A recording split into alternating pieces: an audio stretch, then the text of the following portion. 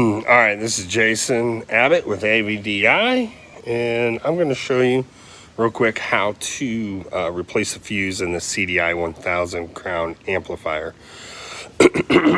So you'll need a star bit and a small star bit. I do not have the size, but these screws for the chassis are star bit.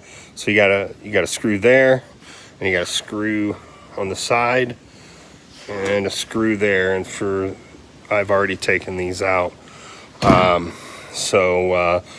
hurry this up a little bit.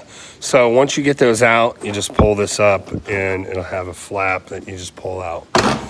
So right here behind the socket for the power cord is the power supply, and you'll see these transformers.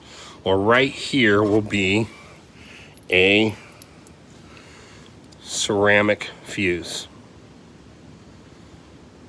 just like that. It'll be in there. So obviously make sure this is unplugged before you do this. If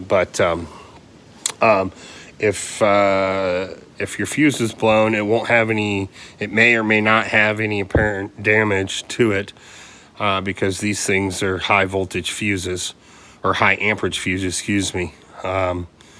They can handle quite the load. So it may be darkened or it may not, but it's not a conventional fuse where you actually have some kind of line, metal line inside of a tube where you can see the broken line.